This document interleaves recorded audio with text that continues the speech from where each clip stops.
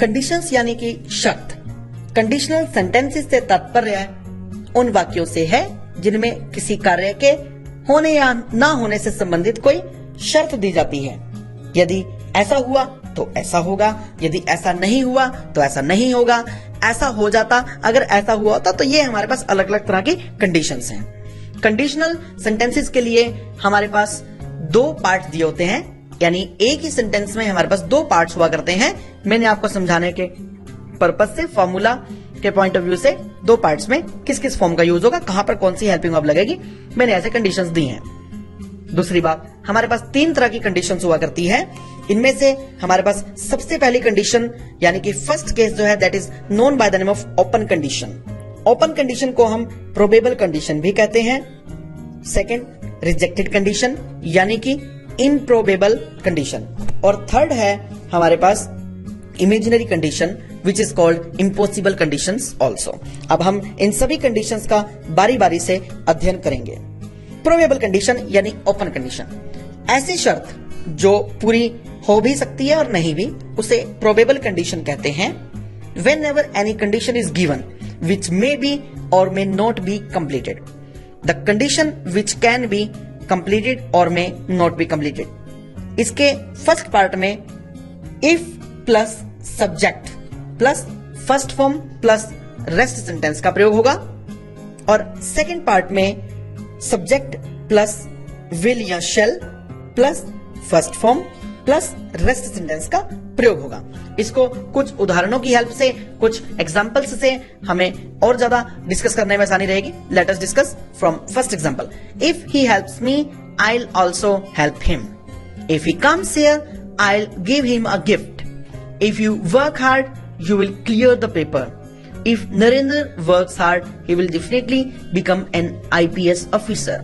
If they get loan, they will surely start a business.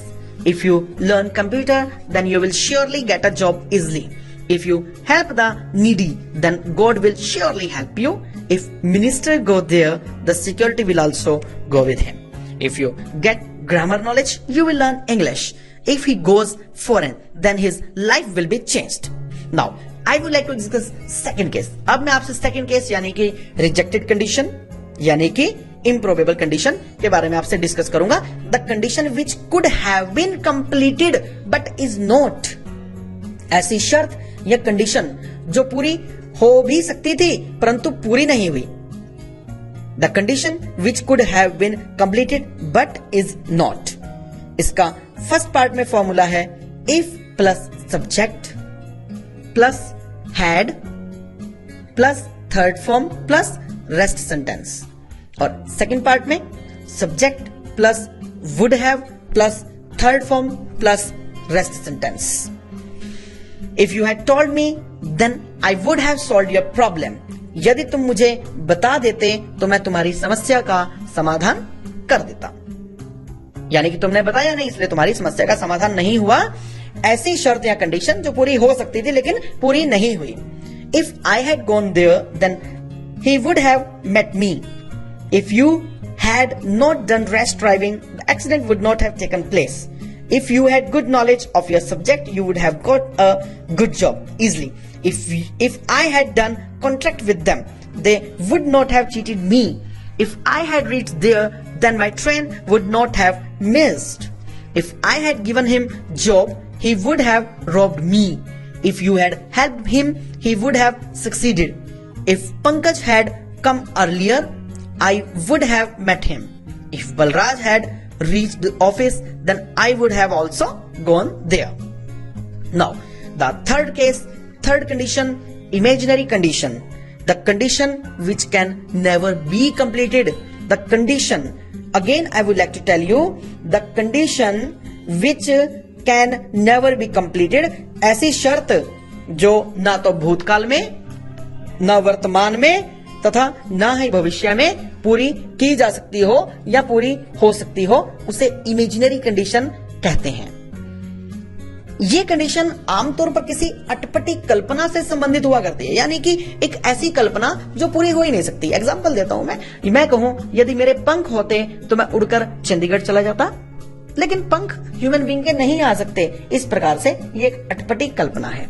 इसका formula रहने वाला है हमारे पास if plus subject plus verb plus rest sentence plus इसके सेकंड पार्ट में subject plus would plus first form plus rest sentence second part में, ठीक। If I were the prime minister then I would solve all the problems. यदि मैं प्रधानमंत्री होता तो सारी समस्याओं का समाधान कर देता। If I were minister I would solve the problems of system. If he were a king then he would be happy with everyone. If I were a child, then I would play a lot. If I were a social worker, then I would remove social evils. If I were God, then I would distribute happiness unconditionally. If I were a judge, then I would give strict punishment to rapists. If I had wings, then I would fly in the sky. If I were you, then I would listen to the problem of everyone.